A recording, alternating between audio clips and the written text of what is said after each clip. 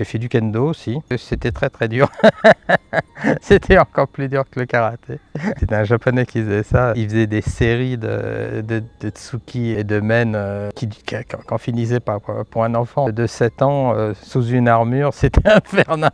De temps en temps, on prenait un coup de shinai sur la tête quand on le faisait pas bien. Enfin, c'était très samouraï comme truc.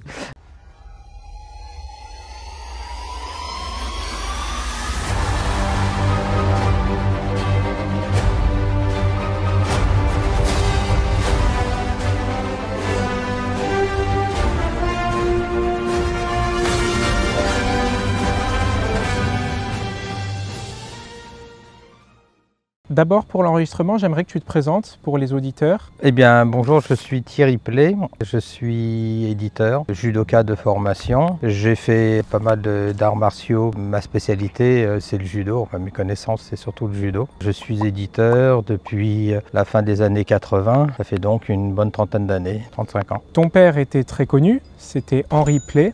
Est-ce que tu peux nous en dire un mot, son parcours, son histoire? Oui, alors mon père était le pionnier du karaté, c'est-à-dire c'est celui qui a vraiment développé le karaté en Europe. Donc ça date des années 50. Il a fait le Karaté Club de France en 1955, je crois. C'est lui qui est le promoteur, en quelque sorte, du karaté en Europe. D'ailleurs, avant de faire du karaté, il avait fait aussi du judo et de la boxe française.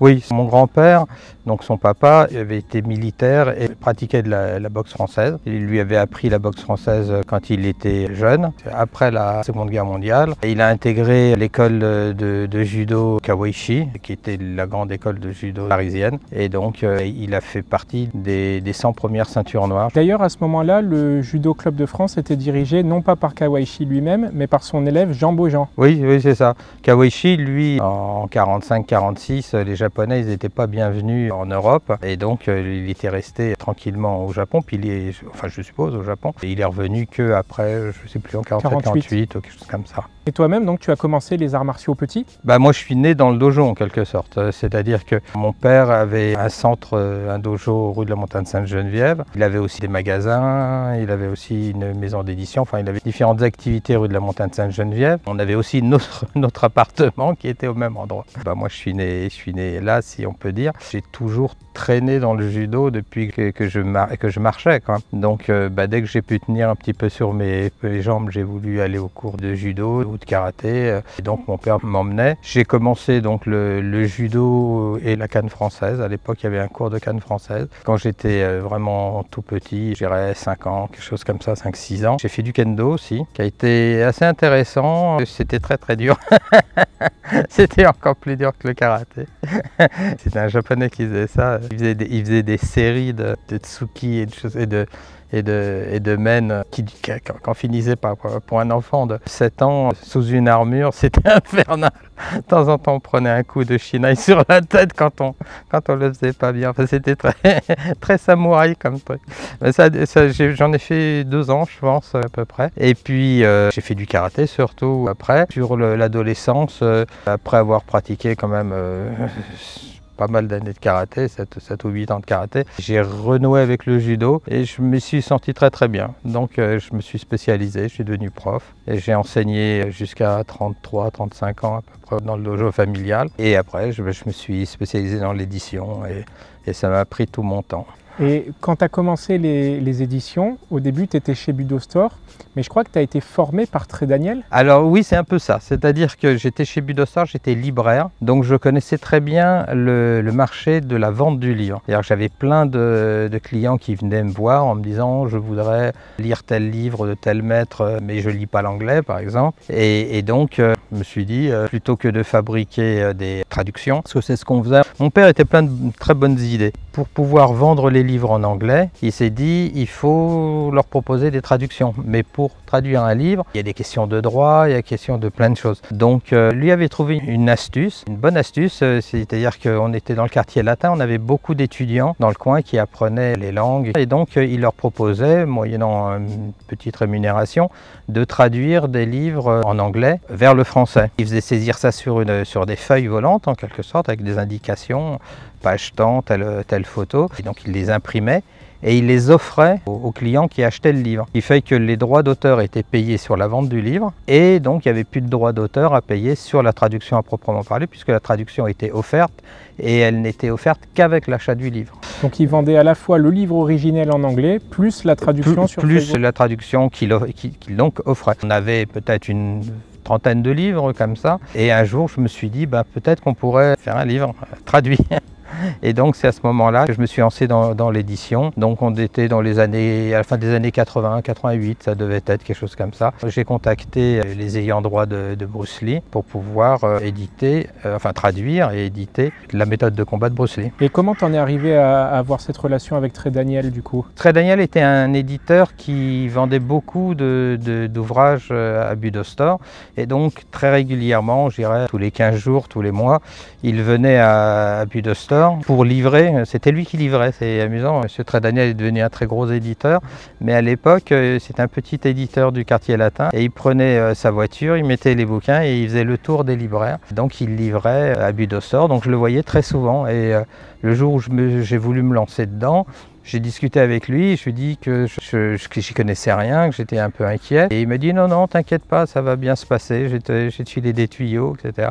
Et il m'a filé plein de tuyaux, c'est lui qui m'a mis en relation avec l'imprimeur. Il m'a expliqué quels étaient les coefficients multiplicateurs pour pouvoir être suffisamment rentable. Il m'a vraiment bien aidé, il m'a donné confiance en moi. Il y a 3 personnes qui m'ont vraiment aidé. C'est Trey Daniel parce que c'est lui qui m'a ouvert un petit peu les portes de l'édition, même si mon père avait quand même une expérience importante puisqu'il avait été éditeur 20 ans avant. Donc Trey Daniel m'a aidé là-dessus.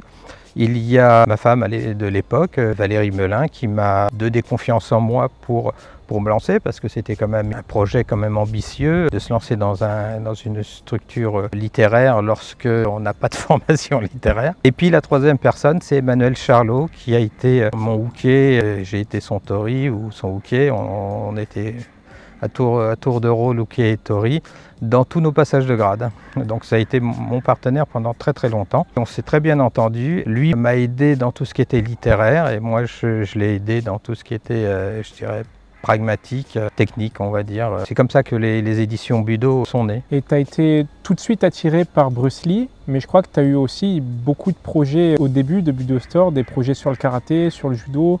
Dès le début, tu voulais sortir des livres? Oui, en vérité, ce que je voulais, c'était sortir les livres qui n'existaient pas et de sortir les meilleurs livres du marché. Donc j'ai été intéressé par Bruce Lee parce que beaucoup de clients me demandaient les livres de Bruce Lee et quand je me suis intéressé vraiment à la question, je me suis rendu compte que Bruce Lee était un personnage hors du commun, en dehors du cinéma, en dehors de tout ça. C'était vraiment un chercheur martial et j'ai trouvé que c'était très intéressant sa façon de faire. Donc j'ai commencé par éditer ces livres-là. Donc je pense que j'ai édité les 5 premiers livres de Bruce Lee. Son livre sur le Wing Chun, ses 4 livres sur la méthode de combat et le Tao du Jeet Kune Do. Et puis parallèlement, après j'ai rencontré, c'est même Trey Daniel aussi qui m'a donné ce tuyau-là. Il m'a dit va à Francfort, tu vas te rencontrer des gens. Et à Francfort, il m'a présenté Kodansha. Et Kodansha donc m'a ouvert son catalogue et j'ai édité, je crois, le premier livre de Kodansha que j'ai édité, ça devait être Budo de Mori Ueshiba. Et très tôt, tu as aussi édité les grands classiques, Karaté-Do, Ma voix, ma vie, de Gishin Funakoshi, oui. L'essence du karaté, le bouquin de Jigoro Kano. Tous les livres fondamentaux, je dirais, je les ai traduits. J'ai même couru très longtemps après le Karaté-Do Kyohan de Funakoshi, qui était pas facile à trouver à l'époque.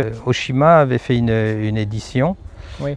Mais Oshima et mon papa, c'est une très longue histoire et quand j'ai contacté Oshima pour lui dire que je voulais éditer le Karaté-Do Kyohan, il m'a poliment envoyé promener en me disant que jamais de vivant de mon père il ne signerait quoi que ce soit avec un play. Donc bon, j'ai compris que c'était pas la peine. Et puis du coup j'ai fini par l'éditer dans sa version originale en éditant donc les photos de Funakoshi au lieu des photos de Oshima. Donc aujourd'hui le Karaté-Do Kyohan qu'on a dans notre catalogue, ça n'est pas le Karaté-Do Kyohan de Oshima, c'est celui de Funakoshi. Au niveau historique c'est mieux d'ailleurs.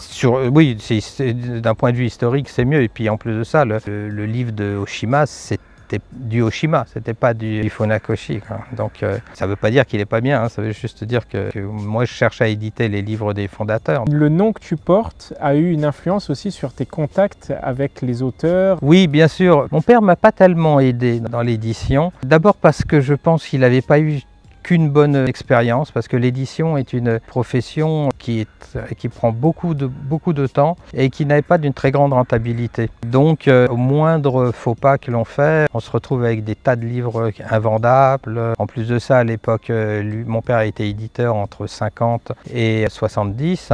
À cette époque-là, tout était fait quasi à la main. C'était extrêmement lourd, quoi. Donc, c'était les éditions Judo International? Voilà, il était sur les éditions Judo International.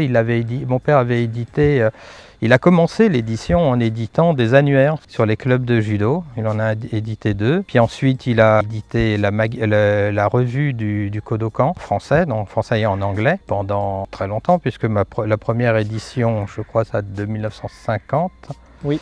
Et la dernière édition doit dater de 72, quelque chose comme ça. Donc ça fait quand même pas mal d'années, 20 ans. Il a édité ensuite ou parallèlement plutôt, Budo Magazine, entre 66, je crois, et 73. Et en 73, il a cessé d'être éditeur et il a arrêté ses magazines et a arrêté de faire de nos livres. Moi, en 73, j'avais 12 ans, donc j'étais pas encore éditeur. Mais quand, une dizaine d'années après, j'ai voulu me lancer dans l'édition, mon père m'a déconseillé parce que pour lui, c'était pas une activité d'avenir. Mais j'ai eu la grande chance de tomber à l'époque où l'informatique est née. Ouais. Donc j'ai été un des premiers à utiliser l'informatique pour mes éditions.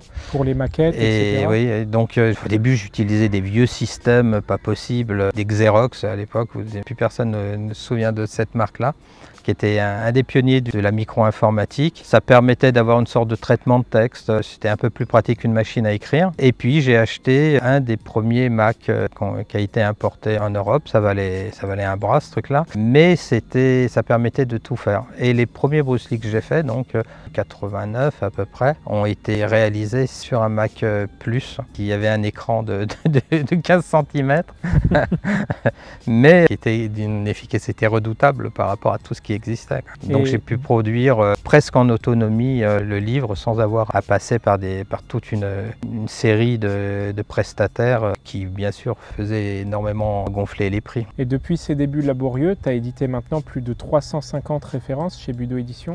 Je pense un peu plus même. Et du coup ça te fait un certain nombre d'ouvrages à l'année. C'est une quantité de travail considérable. Oui, alors Budo c'est qu'une partie des maisons d'édition que je dirige. L'intégralité de la maison d'édition, enfin de toutes les maisons d'édition, correspondent à peu près 80 livres par an. Ça fait quand même un travail, tu n'as pas beaucoup d'employés, il faut dire pour les gens. Et on n'est pas nombreux en plus. Vous êtes 4 ou 5 à tout casser. Ouais. Pour en revenir au parcours de ton père, donc, il avait fait du judo, il avait été l'un des premiers ceintures noires, effectivement, il est dans la liste des 100 premiers. Il a été le pionnier du karaté en Europe, qu'il a importé en 54, je crois. Et ensuite, à partir de 1972-73, comme ça, effectivement, il a commencé à prendre du recul. Il ne s'occupait plus ni de la politique des arts martiaux, il avait toujours son club, évidemment, mais il s'occupait plus d'organisation, de politique, il donnait juste des stages régulièrement. Il s'était rendu compte que la politique sportive allait lui apporter des problèmes. Il avait une façon un peu particulière d'imaginer la chose, c'est-à-dire qu'il considérait que les arts martiaux c'était son hobby. Même s'il le faisait de manière très professionnelle, il considérait que c'était son hobby. À côté de ça, il lui fallait de l'argent pour vivre. Et donc l'argent pour vivre, il l'obtenait avec d'autres activités, comme par exemple la vente de kimonos ou la publicité, parce qu'il avait une agence de publicité à une époque, ou il a même eu une agence de détective, c'était rigolo quand j'étais tout petit. Il a été dans l'immobilier aussi, hein. Il a fait pas mal d'affaires immobilières efficaces. C'est comme ça qu'il a gagné son argent. Les arts martiaux ont toujours été pour lui quelque chose d'assez onéreux, qui lui a plutôt plombé son patrimoine qu'autre chose. Mais il a eu des très bonnes idées. Par exemple, il a été le premier, je crois, à imaginer de faire un centre omnisport, enfin omnibudo. Et donc il a ouvert son club en offrant une cotisation unique à tous les élèves, assez bon marché, et tous les élèves pouvaient venir autant qu'ils voulaient, faire autant d'arts martiaux qu'ils voulaient, et ça pendant 1 an. Et il n'offrait pas d'autres possibilités, c'est-à-dire que si on voulait rentrer dans son dojo, il fallait s'engager sur 1 an. Des tas de gens abandonnaient, les gens qui faisaient, en plus de ça, c'était les étudiants, donc ils arrivaient souvent au mois de septembre, ils se mangeaient les trois mois où on est tout fougueux, et arrivé le mois de décembre, janvier, le club n'était pas chauffé, donc les gens arrivaient par 0, moins 5 degrés, ils devaient s'entraîner comme ça, pieds nus sur le parquet, ça fait quand même assez froid, et donc certains commençaient à lever le pied, beaucoup ne revenaient pas parce qu'ils passaient à autre chose, et ceux-là payaient les cotisations des autres en quelque sorte. Ouais, c'est un petit peu le système qu'on a aujourd'hui avec les associations, on paye la cotisation en début d'année, après qu'on vienne pas. Voilà, à la différence des associations sportives classiques, en général on s'inscrit à la gymnastique et on fait de la gymnastique. Si on va voir le prof d'haltérophilie en lui disant j'ai payé ma cotisation, je veux faire de l'haltérophilie, le responsable il dit bah ouais, mais il faut payer la cotisation d'haltérophilie. Là il avait inventé ce système où tu venais dans un club d'art martial, tu travaillais l'art martial et donc les différentes familles d'arts martiaux, mais tu t'engageais dans une voie en quelque sorte. Et en ça, c'était très efficace. C'était un club qui était très traditionnaliste. Et je crois qu'il proposait judo, karaté, aikido, et à un moment, il y a aussi eu donc kendo, évidemment, mais il y a aussi eu de la boxe française à un moment dans le club. La boxe française, ça a été un peu tardif. Ça ne vient pas de l'époque de mon père, ça vient de l'époque de mon époque et surtout celle de mon frère Pascal, qui lui dirigeait le club. Et donc, on avait un vendeur à Budo Store, un chinois, c'est même très rigolo, c'était un vendeur chinois. Et il était prof de boxe française. Et on lui a proposé de prendre un cours. Et donc, il a donné des cours de boxe française. Mais ça n'a jamais très bien marché, ça a duré quelques années je crois. Il y avait aussi à un moment dans les élèves de ton père, maître Wang Nam, qui était un immigré d'origine vietnamienne et qui lui a ensuite créé dans le sud de la France un centre de kung-fu très développé, mais qui a appris le karaté avec ton père à l'origine. Voilà, Wang Nam était un des tout premiers élèves, je dirais, de mon père. C'est-à-dire que moi j'ai connu Wang Nam, j'étais tout petit, beaucoup plus petit que lui, qui était déjà très petit. C'était quelqu'un de très gentil et mon père a toujours eu beaucoup de respect pour lui, parce qu'il était sérieux et efficace. Et donc voilà, oui, Wang Nam est un de ses premiers élèves. Ouais. Pour en revenir un petit peu à ton parcours et à celui de Budo Édition, tu t'es installé depuis quelques années à Noisy-sur-École, donc tu es loin de Paris. 1 heure à peu près au sud de Paris. Et du coup, ça te permet d'avoir la tranquillité de la campagne, mais pour organiser la logistique des éditions Budo, c'est plus complexe. Oui, c'est un peu plus complexe, c'est-à-dire que l'édition, c'est une tradition rive gauche, parisienne, c'est-à-dire si t'es pas à Saint-Germain-des-Prés, t'es nulle part. Alors aujourd'hui, ça a un petit peu changé parce que ils sont tous partis un peu plus loin que Saint-Germain-des-Prés, mais il reste quand même, je dirais, dans la première couronne de Paris. En dehors de ça, je veux dire, les statistiques, je les connais pas parfaitement, mais il y a peut-être 80 ou 85% des maisons d'édition qui sont en Île-de-France. Et sur l'Île-de-France, on a 90% qui sont dans Paris, la toute première couronne. Ouais. Donc si on n'est pas parisien, on passe à côté d'opportunités. Pour Budo Édition, tu as un catalogue très fourni et tu arrives à attirer des gens vers la lecture. Je sais que de nos jours, c'est un grand challenge d'attirer les gens à la lecture, surtout les pratiquants d'arts martiaux qui ont plutôt tendance à vouloir simplement pratiquer dans les dojos. Qu'est-ce qui fait qu'un jeune qui se présente maintenant dans un dojo va être attiré vers les livres d'arts martiaux d'après toi? C'est une question assez compliquée parce que c'est vrai que les jeunes, je ne sais pas ce qu'on appelle jeunes, mais si on appelle jeunes entre 20 et 30 ans, on va dire, parce qu'avant 20 ans, les parents qui achètent les livres des enfants, donc entre 20 et 30 ans, les gens ne lisent pas énormément. À partir de 30 ans, c'est un peu différent parce qu'ils sont restés avec une tradition de livres et les arts martiaux, c'est quelque chose d'assez compliqué. Alors c'est vrai qu'aujourd'hui, il y a la vidéo qui aide bien, mais la vidéo ne présente en général pas des choses extrêmement profonde, si je peux dire, parce que c'est vraiment digéré par le producteur, enfin pas le producteur, celui qui fait toi, par exemple. C'est plus l'avis du cinéaste que la vie des grands maîtres en quelque sorte. Les grands maîtres, ils ont écrit dans des livres des réflexions qu'ils ont mûries longuement, etc. Et donc quand on veut avoir ça, il faut aller dans les livres. Toi, tu es historien, tu connais bien la question. Si tu ne vas pas dans les livres, si tu ne vas que discuter au café de la gare. D'ailleurs, en parlant d'histoire, je suis venu ici, il faut le dire aussi pour les téléspectateurs, je suis venu ici chez toi à Noisy-sur-École pour voir une partie de tes archives que tu conserves ici. Des archives qui montrent que Budo Édition, toi, la famille Play, vous avez été en contact pendant longtemps avec les pionniers du judo, du karaté, en particulier pour le judo, parce que moi je fais ma thèse sur le judo en ce moment. Tu conserves les archives de Claude Thibault, qui a été un grand historien du judo et qui a fait un travail de recherche énorme sur le judo. Et là, j'ai vu tout à l'heure dans les caisses que tu conservais une partie de ces archives avec des documents originaux, des lettres de Jigoro Kano à Moshe Feldenkrais. Il avait fait une recherche énorme. Est-ce que tu peux me parler un petit peu du rôle de ces archives quand toi tu écris un bouquin, tu regardes un petit peu ce genre de choses? Je cherche des idées dans les archives en général. Je cherche à connaître, à savoir ce qui se passe et à savoir si ça a un intérêt. Je ne suis pas un chercheur, c'est-à-dire qu'on ne peut pas tout faire à vrai dire. Je pense que quand on est chercheur, on ne peut pas être éditeur et inversement. Donc c'est pour ça aussi que je ne suis pas un écrivain. J'écris pas mal de choses dans les livres. Je participe beaucoup dans les traductions, mais je ne suis pas un écrivain. Je ne vais pas écrire le judo par Thierry Play. Je n'ai pas le temps pour faire ça, sans compter que je ne suis pas persuadé que ça ait tellement d'intérêt, parce qu'il y a déjà tellement de gens méritants qui ont écrit des livres excellents sur le judo. Je ne sais pas ce que je pourrais faire de mieux. Donc je suis éditeur. Faire un travail de recherche en allant dans les documents, me dire est-ce qu'avec ces documents-là, je peux éditer un nouveau livre, c'est pas mon métier, quoi. Mon métier, il est plus de conserver, d'utiliser ça pour aider des auteurs qui recherchent des choses, de les utiliser pour faire de l'illustration. C'est pour ça que les documents originaux m'intéressent beaucoup, parce que plutôt que de sortir une photocopie dégueulasse dans un livre, eh bien, je préfère avoir l'original, quoi. Ouais, d'ailleurs, dans les archives de Claude Thibault, il y avait les diplômes originaux de Pierre Martel, il y avait des lettres qu'il s'échangeait, des correspondances avec tout un tas de judokas très importants de l'époque. Et ces gens-là, ces Français que les gens connaissent peu. En réalité, les jeunes de cette génération-là, de ma génération, ils connaissent peu les pionniers du judo, les pionniers du karaté. En fait, ils étaient à une époque, il faut le rappeler, où il n'y avait pas Internet. La télé, on voyait un reportage sur le karaté tous les 15 ans. Et en fait, il fallait faire des recherches quand on voulait des infos.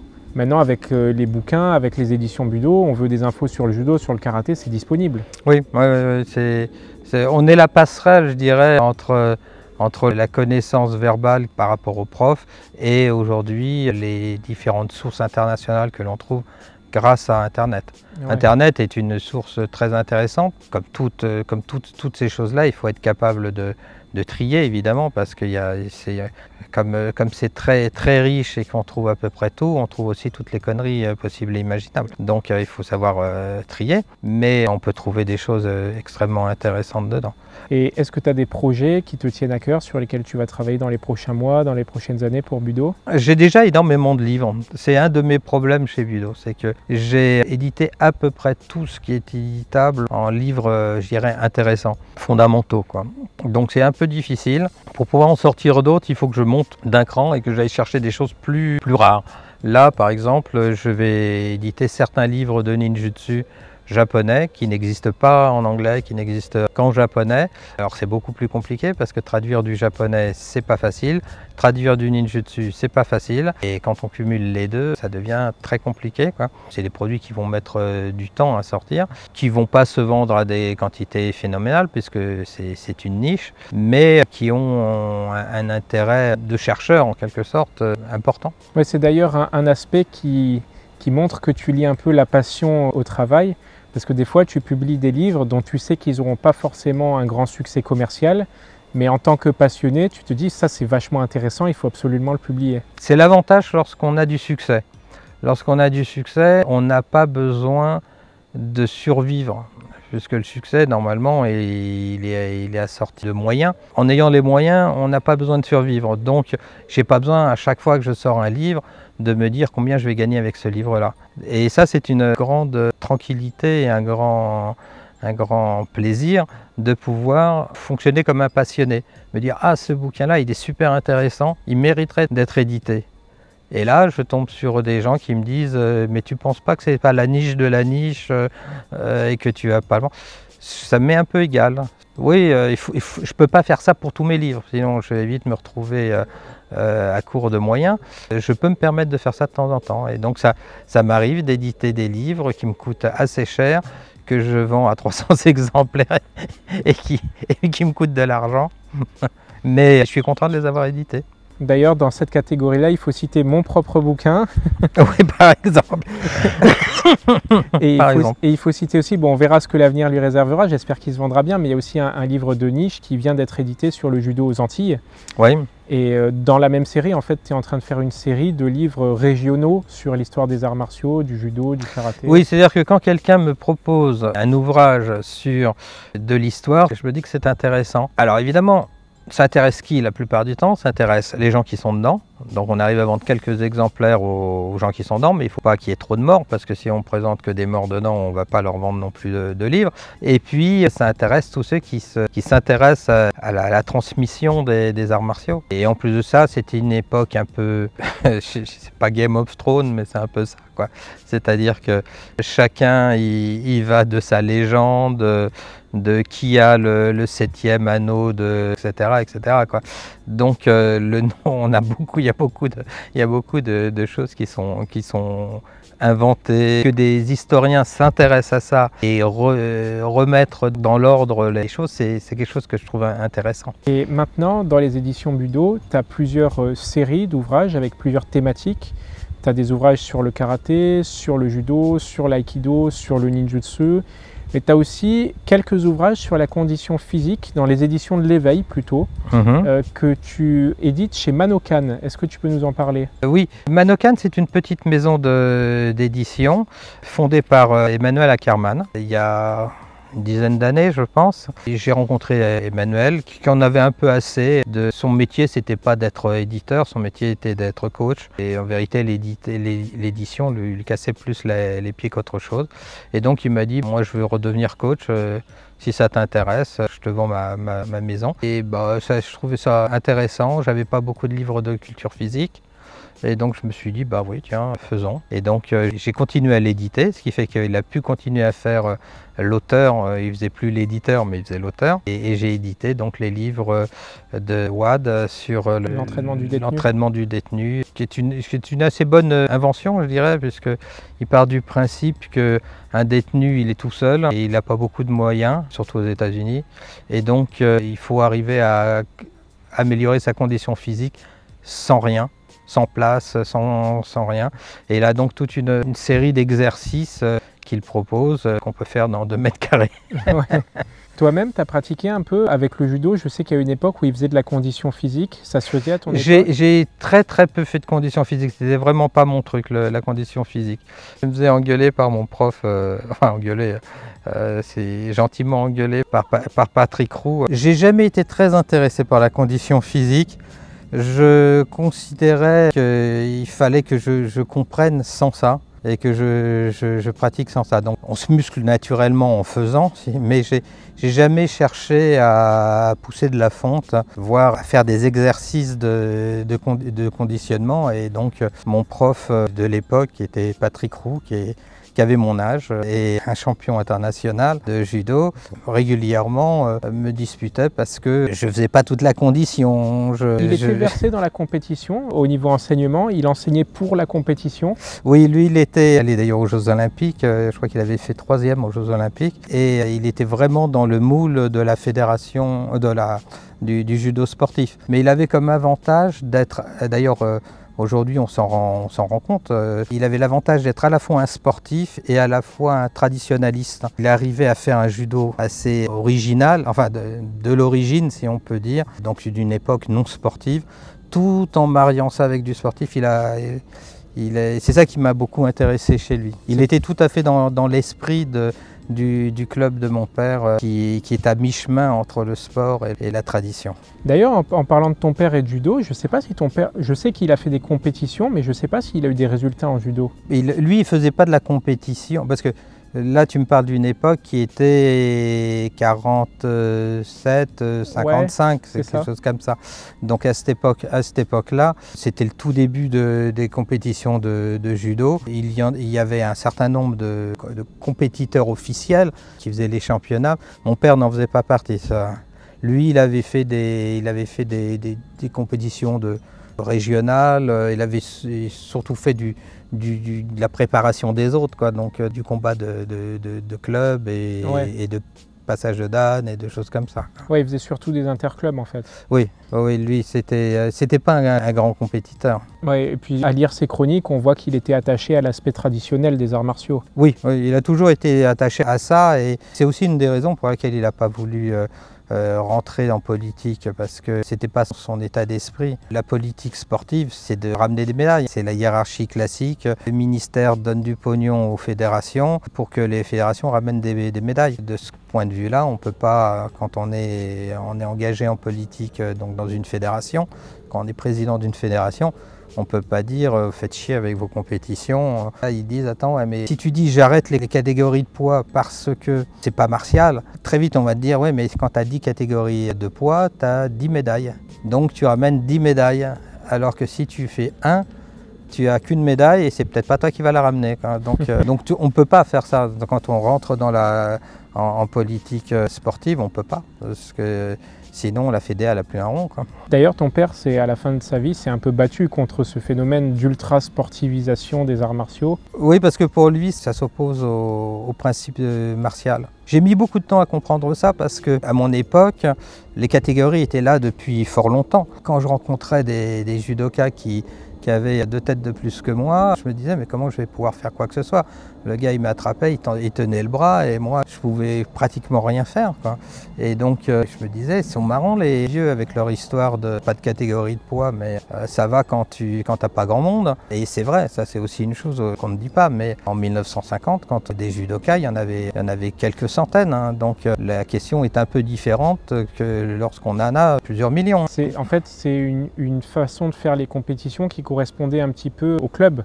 Dans les clubs, il y avait 15-20 personnes, ils ne faisaient pas du tout tous le même poids, donc ils travaillaient tous ensemble et puis c'était réglé, quoi. Ouais, bah c'est ce qu'on fait en vérité dans un club, on travaille tous ensemble. La grosse différence, c'est que, c'est ça que j'ai mis du temps à comprendre, c'est que les judokas, les anciens, lorsqu'ils faisaient quelque chose et que ça ne marchait pas, ils se disaient il y a quelque chose que je n'ai pas compris, il faut que je trouve. Aujourd'hui, quand on fait une technique qui ne marche pas, on dit que c'est la faute de l'autre qui est trop lourd, ou qui est trop grand, ou qui est trop ci. Et c'est ça qui fait la grosse différence, je pense. Quand il n'y a pas de catégorie de poids, bah, il faut trouver. Alors ça va être très dur, le chemin va être difficile, on ne va pas forcément trouver, mais on va chercher. Alors que quand il y a des catégories de poids, bah, on prend des gens qui nous ressemblent, qui ont un judo qui nous ressemble, et bon, c'est plus facile. Ça me fait penser à un truc que disait Maître Kawaishi. Il disait souvent aux judokas français, vous mauvais mental. Il disait surtout, d'après Claude Thibault d'ailleurs, il disait surtout, si vous n'avez pas compris, ça ne sert à rien que j'explique. Il fallait d'abord que le judoka fasse la démarche de comprendre par lui-même pourquoi ça marche. Et après, on pouvait avoir le droit éventuellement à des explications. Mais je crois qu'il n'expliquait pas grand-chose en réalité. Oui, je sais pas. C'est une époque que j'aurais bien aimé connaître, voir comment c'était, ça m'aurait plu. Mais il est vrai que c'est l'avantage qu'a les arts martiaux sur d'autres sports, c'est qu'on réfléchit beaucoup. Si on cherche, on réfléchit beaucoup. On réfléchit sur soi-même, sur le rapport avec les gens, sur le sens de l'efficacité, le sens des choses, la façon de se tenir, de se comporter, etc. Ça a vraiment beaucoup d'intérêt que d'autres disciplines sportives n'ont pas. Ouais. C'est pour ça que je n'aime pas trop dire que les arts martiaux c'est une discipline, sont des sports. Je pense que c'est faux, ce ne sont pas des sports. Ce sont des pratiques, des pratiques personnelles qui nécessitent beaucoup de durée. Et oui, on fait bouger le corps, donc on peut dire que c'est du sport, mais c'est plus que ça, je pense. C'est même une erreur. Quand j'ai créé le FIPAM il y a pas mal d'années maintenant, qui était donc une fondation dont l'objectif était de conserver les traces du passé des arts martiaux, je voulais pas qu'on me rattache au sport. Je voulais être attaché à la culture. Impossible.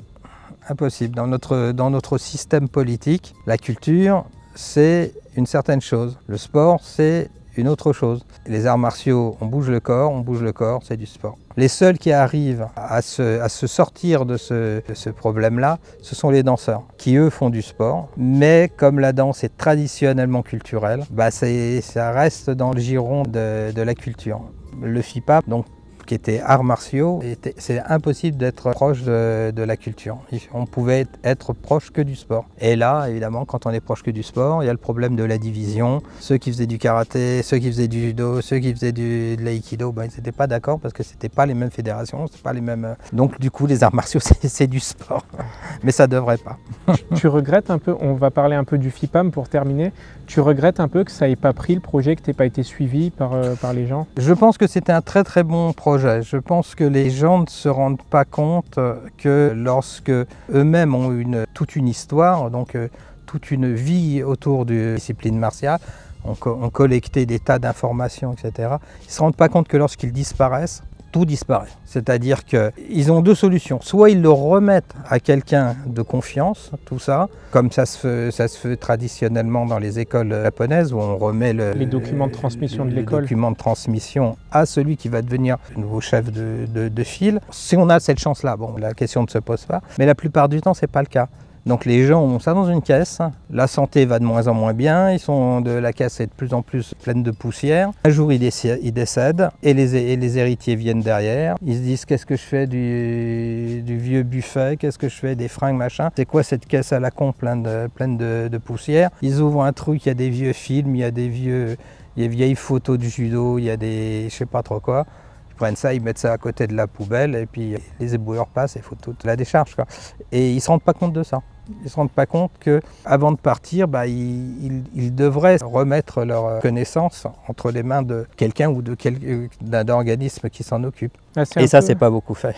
Ça, c'est pas beaucoup fait et c'est un peu l'idée que tu m'as donnée. Quand j'ai créé l'association de préservation de l'histoire des arts martiaux, c'était pour le même objectif. J'ai discuté longtemps avec les judokas, les karatékas et je me suis rendu compte d'une chose que m'avait dit Patrick Lombardo, qui avait écrit sur l'histoire des arts martiaux. Il m'a dit ils n'ont pas de notion de la pérennité. Et c'est un peu ça, mais je pense qu'ils sont aussi profondément égoïstes, parce qu'en fait, ils ont vécu leur vie pour eux, et ils ne se soucient pas trop de ce qui va advenir après eux. Oui, on le sent bien, parce que j'en ai pas eu beaucoup. J'ai eu Random, et c'était avant le FIPAM, ça. J'ai eu Random qui un jour est venu me voir en me disant « Mes documents n'intéressent pas mes enfants, viens, je te donne tout ». Et qui m'a donné tous ces documents. Il était très très vieux, il était sur le déclin vraiment. Mais il a eu cette conscience de dire il faut que je le transmette, quoi. En règle générale, les gens ne veulent pas s'en séparer. Tu as dû t'en rendre compte avec ton livre oui. de recherche. On va les voir, ils veulent bien raconter leur vie. À ce moment-là, on leur dit vous avez une photo ou un document sur tel truc? Oui. Vous pouvez me le passer pour que je le scanne? Non. Je te fais une photocopie. Oui, c'est arrivé quelquefois. Ils ne veulent pas s'en séparer et ils ne se rendent pas compte que ça va finir la benne. Parce que sauf s'ils ont des enfants qui sont enthousiastes avec ce genre de choses, en vérité, les enfants ont surtout besoin de faire du ménage quand le parent s'en va. Et donc ils jettent tout, les vieilles chaussettes, comme la boîte avec les vieilles photos. C'est pour ça que c'est très difficile de retrouver les vieux films sur les arts martiaux, sur les sports de combat. Alors toi, tu conserves quelques films dans des bobines encore, mais on en retrouve de moins en moins. Et moi, quand je fais mes recherches sur le karaté ou le judo, chaque fois que je rencontre un témoin de l'histoire, je lui dis « Bon, est-ce que vous avez des documents, etc. » Alors il y a deux cas de figure. Il y a le gars qui a classé, rangé, archivé. En général, c'est parce qu'il cherche à avoir du prestige, parce qu'il utilise ces documents pour des articles de presse ou ce genre de choses. Mais en général, c'est dans une caisse moisie et puis ça croupit là depuis des années. Et en fait, ce qui se passe, c'est que quand le gars décède, s'il n'a jamais rien classé, rangé, c'est fini. Toute son histoire part à la poubelle, c'est une catastrophe, quoi. Mais pour en revenir au FIPAM, ce qui est vrai aussi, c'est qu'il faut absolument, comme tu es à Noisy-sur-École maintenant, tu le sais, il faut absolument, s'il y a un truc de conservation des documents, que ce soit à Paris. Oui, le FIPAM a rencontré ce problème-là, c'est-à-dire que moi j'ai mis un peu d'argent dedans et j'ai eu quelques donateurs qui ont mis un peu d'argent dedans. Au total, on avait une trentaine de milliers d'euros. 30 000 euros pour faire une fondation, c'est rien. Je pensais que ça allait... J'avais fait des statistiques en me disant, bon allez, s'il y a 1000 personnes que ça intéresse et si les 1000 personnes donnent 100 euros, c'est bon, on a 100 000 euros, on peut faire quelque chose, quoi. En vérité, il y a 1000 personnes que ça intéresse, il y en a 150 qui viennent frapper à la porte, il y en a 12 qui lui donnent quelque chose. Donc on se retrouve avec très peu de moyens. Et si on n'a pas de moyens, et si on n'arrive pas à trouver des moyens à l'extérieur, c'est-à-dire le fameux ministère de la Culture, du Sport ou n'importe qui à l'extérieur, on va nulle part, quoi. Très vite ça tourne en rond, quoi. Et ça demande un travail d'amateur, c'est-à-dire des gens qui le font gratuitement. Et on n'est pas dans une société où les gens font des choses gratuitement. Ouais, surtout, on avait parlé en venant ici, c'est un travail qui normalement devrait être l'apanage des fédérations. Mais les fédérations ne font plus que du sport maintenant, c'est le tout sportif. Elles s'occupent très peu, ou alors elles font des pseudo-comités d'histoire, etc. Mais la vérité, c'est qu'elles s'occupent très peu d'être proactives, de rechercher l'histoire des pays. Oui, et puis je pense même que c'est pire que ça. Je vais peut-être pas me faire des amis comme mon père savait le faire. Mais c'est pas leur intérêt. C'est-à-dire que la fédération de judo et la fédération de karaté, ils sont concurrents. Si tu appelles quelqu'un qui n'a pas la culture de l'archive et que tu lui dis « j'ai des photos de mon grand-père qui a fait du judo », l'ancien champion de machin, il s'en fout, mon grand-père qui a fait du judo, quoi. Donc c'est normal que ça se passe comme ça. Ils sont pas franchement formés pour. Et le FIPAM, pour que ça marche, il faudrait quoi du coup? Il faudrait de l'argent. Il faudrait faire la chose à l'envers de ce que je l'ai faite. C'est-à-dire qu'il faudrait commencer à réunir des gens très motivés, pas beaucoup, une vingtaine, qui aient suffisamment de pognon pour mettre de l'argent dedans, avoir plusieurs centaines de milliers d'euros, 1 million serait bien. Et à partir de ce moment-là, il y a du pouvoir. On peut commencer à avoir un lieu, louer à Paris, parce qu'il n'y a qu'à Paris qu'on peut faire un musée par exemple, avoir une vraie bibliothèque, et là à partir de ce moment-là ça peut démarrer et ça peut exister. Mais il faut qu'il y ait des salariés, il faut qu'il y ait tout ça, quoi. Il faut que ce soit géré comme une entreprise. Ça ne peut pas être juste des potes qui se réunissent et qui se disent on va refaire le monde quand ça ne marche pas. Ouais, donc il faut que ce soit bien organisé, il faut que ce soit structuré. Ouais. Et c'est vrai que pour ça, il faut des fonds conséquents. Ouais. Et puis il faut des gens qui courent après ça. Moi j'ai toujours dit, j'y croyais beaucoup parce que je me suis dit, prenons le judo par exemple, tout le monde a fait du judo. Tu prends n'importe qui aujourd'hui, qui a moins de 50 ans on va dire, ou même moins de 60, il a fait du judo. Pas longtemps, peut-être une année, mais il en a fait. Donc des gens qui sont sensibles, qui connaissent, il y en a beaucoup. Il suffirait qu'on attrape quelques milliardaires qui ont fait du judo et qui ont trouvé ça très gentil, très sympa, du karaté ou du je ne sais trop quoi, qu'on leur dise bon on va faire une fondation pour réunir toute la mémoire, etc. Le mec il fait un chèque avec pas mal de zéros, ils s'en foutent, ils ont plein de fric ces gens-là. Mais ces gens-là, ils sont aussi beaucoup sollicités par tout le monde. Donc, il faut trouver des arguments, il faut être aux bons endroits, il faut les sensibiliser, etc. Et ça demande beaucoup de temps. Et donc, soit on les connaît et on les appelle, soit on ne les connaît pas, et là, il faut de l'argent pour pouvoir les aborder, quoi, pour pouvoir rentrer dans les cercles, etc. Faire du lobbying, en fin de compte. Exactement l'inverse de ce que tu as fait, du coup. Toi, tu étais parti de la passion. Voilà, j'étais parti de la passion, et donc c'est pour ça qu'au bout de quelques années, ça a raté. Et puis j'ai eu quelques problèmes du genre... L'une des choses qui a été difficile, ça a été le site internet. Il y avait quelqu'un qui s'occupait du site internet, il faisait ça comme ça, par passion, il faisait ça très bien. Un jour, il a eu un problème personnel, il a arrêté de payer son abonnement, et comment ça s'appelle, l'hébergeur. L'hébergeur, il a éradiqué tout, et puis voilà. Donc on a perdu tout le site qui évidemment n'avait pas été sauvegardé, etc. quoi. Ça, plus 2-3 trucs, ça a fait que c'est tombé à l'eau, quoi. Et puis moi je m'étais limité, je m'étais dit que je mettais 20 000 euros dedans et pas plus. Donc une fois que ça a été consommé avec les quelques colloques qu'on a fait, là c'était vraiment trop peu, quoi. Il aurait vraiment fallu que tous les experts, tous ceux qui étaient là en disant oui c'est une bonne idée, tu peux compter sur moi, il aurait fallu que ceux-là sortent leur chéquier et disent tiens 500 euros. Tac, pour le truc. S'ils avaient été 50 à faire ça, ceux qui ont le moins donné, c'est ceux-là presque. C'est-à-dire que dans les cotisations, enfin les donations qu'il y a eu, on a eu des gens qui donnaient 50 ou 100 euros, il y en a eu pas mal. Bon, pas mal, je sais pas combien, peut-être une centaine, peut-être, quelque chose comme ça. Mais dans les 100, il y a eu 5 ou 10 experts maxi. Alors que des experts, il y en avait plein. Mais eux, ils voulaient bien donner leur nom, ils voulaient bien venir prendre des photos, mais mettre la main à la poche, pas trop, quoi. Ça manquait de passion, quoi. Ça manquait de... Peut-être qu'ils ne croyaient pas en moi aussi, hein. c'est possible aussi. Hein. Enfin bref, au bout de quelques années, ça s'est arrêté, quoi. Bah, espérons que ça se relance un jour. Bah, j'espère que quelqu'un le fera. En tout cas, si quelqu'un le fait quelque chose, il pourra compter sur moi, quoi. Je participerai. Moi, avec l'association de préservation de l'histoire des arts martiaux, on fait des travaux de recherche, mais on fait les recherches bénévolement, on s'appelle au téléphone, on sauvegarde les archives quand c'est possible, mais on n'a pas de moyens, on a zéro budget, donc on peut rien faire. Exactement, c'est tout le problème. Il faut arriver à obtenir les budgets en amont, et ça va très très vite. Hein.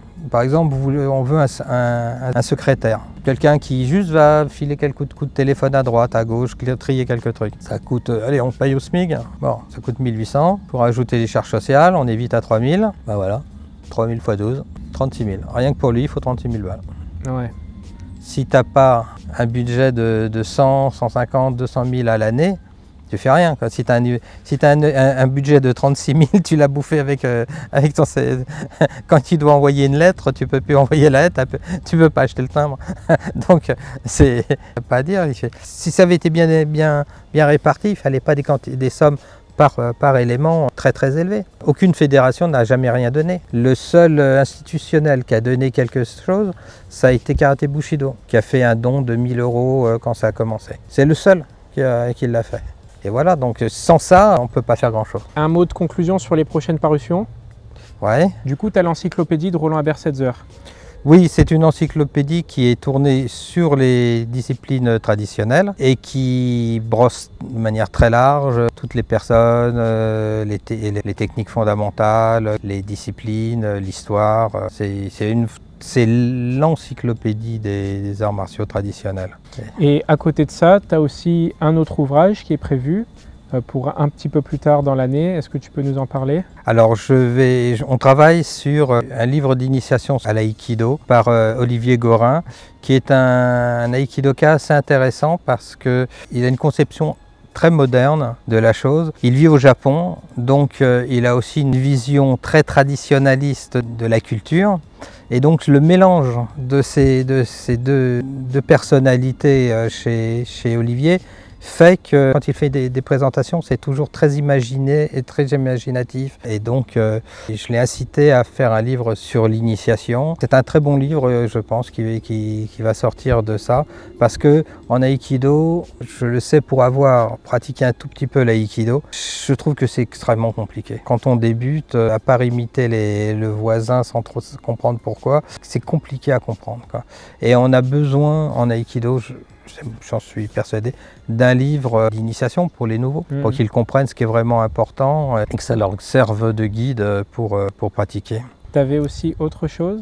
Oui, on a un deuxième volume de M. Bonnet-Mori Junior. Bonnet-Mori a été le président de la fédération de judo en 1947. En 1940, donc c'était l'initiateur de ça. Et ce monsieur a eu un enfant qui faisait du judo, évidemment. Cet enfant a 90 ans aujourd'hui, quelque chose comme ça. À 80 ans, il a décidé de faire une série de livres sur le jujitsu. Donc le premier volume concerne les passages de grade. Oui. On l'a fait paraître il y a quelques années. Le second volume correspond aux techniques sans armes. Le troisième volume sera sur les techniques à main armée et le quatrième volume sera sur le judo au sol, si on a le temps de l'éditer. Voilà. Tu es toujours un peu en retard sur tu as beaucoup de livres à éditer. Exactement, on a beaucoup de livres à éditer, puis l'édition, on a vite des problèmes. C'est-à-dire qu'il suffit qu'il y ait quelque chose, des problèmes de photos, des problèmes de texte, un auteur qui a d'autres choses à faire, etc. Et là, ça s'étend, ça peut s'étendre à l'infini. Je suis toujours bien décidé à éditer le volume sur la voie du Jeet Kune Do de Bruce Lee, que je dois avoir au catalogue apparaître depuis 5 ans et que je compte finir cette année, mais bon. Ouais, c'est toujours compliqué parce que c'est vrai que l'édition, les gens ne se rendent pas compte en fait de ce que c'est comme travail. Tu es en relation avec les auteurs, tu es en relation avec les traducteurs. Il faut aussi avoir des correcteurs, il faut faire la mise en page, il faut travailler les photos, il faut après être en relation avec les imprimeurs, avec les fournisseurs. Enfin, c'est un travail de dingue en réalité. Oui, et il faut que personne n'ait fait d'erreur là-dedans. Il suffit que le traducteur traduise mal quelque chose pour que ça soit compliqué. Il faut que L'auteur doit donner son avis, il faut faire la correction, il faut vérifier s'il n'y en a pas d'autres. Il suffit qu'il y ait un problème technique avec des photos, par exemple. En fait, l'éditeur est le premier relecteur de l'ouvrage. Oui, c'est sûr. Et du coup, tu as un travail colossal parce que relire, il faut être spécialiste de tout pratiquement. Oui, mais c'est une chose qui est amusante, c'est que je dirais je suis presque beaucoup plus budoka aujourd'hui que je l'étais avant d'être éditeur. J'étais beaucoup plus judoka avant et aujourd'hui je suis beaucoup plus budoka parce que ma culture est beaucoup plus large. Est-ce que tu as un mot de conclusion pour ceux qui voudraient acheter des livres? Pas forcément les vieux de la dernière génération, mais plutôt les jeunes. Ce que je peux dire aux jeunes, c'est que ce qu'ils trouveront dans les livres, ils ne le trouveront pas sur Internet. Qu'un livre, ça ne coûte pas très cher. Il ne faut pas acheter n'importe quoi, mais il faut acheter le bon livre. J'aurais tendance, pour les Parisiens, j'aurais tendance à leur dire allez chez Budo Store. Pourquoi? Parce que Budo Store, c'est la seule librairie. Aujourd'hui, il n'y a plus de librairie nulle part spécialisée dans les arts martiaux. Et en allant en Budo Store, on trouve tous les livres qui existent en français. Ça a un petit peu changé parce qu'à l'époque où je m'occupais de Budo Store, il y a 30 ans, on avait tous les livres qui existaient en anglais, en français et même dans d'autres langues. Aujourd'hui, ça n'a plus trop de sens puisque j'ai édité à peu près tous les livres intéressants en anglais. Donc maintenant, ça devient des livres en français. Donc en allant dans une librairie qui n'a que du français, on a pratiquement tout ce qu'il faut. Donc je conseille aux budokas qui cherchent des livres à aller visiter Budo Store parce qu'il y a vraiment beaucoup de livres à voir. Et après là-dedans, il faut acheter le bon livre. On n'a pas besoin d'en avoir 50. Ouais, j'ai été surpris de voir quand j'avais fait mes recherches sur le karaté qu'il y avait très peu de karatékas qui lisaient des livres. Et du coup, un truc que disait souvent Ariski Uzrut quand je l'interviewais, quand il faisait la formation des professeurs, il disait aux profs, mais attention, si vous lisez pas de livres, vous allez enseigner à des gens qui en connaissent plus que vous. Et c'est quand même aberrant. Parce que moi, par exemple, quand j'ai découvert les premiers livres que j'ai découverts, c'est l'essence du karaté, l'essence du judo, peut-être le livre de Bruce Lee, ma méthode de combat, parce que mon frère l'avait acheté. Et je crois que c'est rien qu'avec ça, déjà, on se fait une culture qui est importante, quoi. Oui, on a sorti toute une collection de livres sur le sens des arts martiaux, sur l'essence des arts martiaux. Ouais. Et ça, ce sont des livres qui ne dépendent pas d'une discipline. Donc on peut lire même si ça titre d'une autre discipline parce que ça parle en vérité du budo. Ouais. Moi, quand j'ai lu l'essence du karaté, je faisais de la boxe anglaise à l'époque. Ouais, voilà. Bon, j'invite du coup les auditeurs, les spectateurs de cette vidéo, à aller voir dans la barre de description les liens vers le site internet de Budo Édition. S'ils sont évidemment en région parisienne, à se rendre à Budo Store. Et on dit un grand merci à Thierry Play, directeur des éditions de l'Éveil, qui nous a accordé un peu de temps pour cette entrevue. Voilà.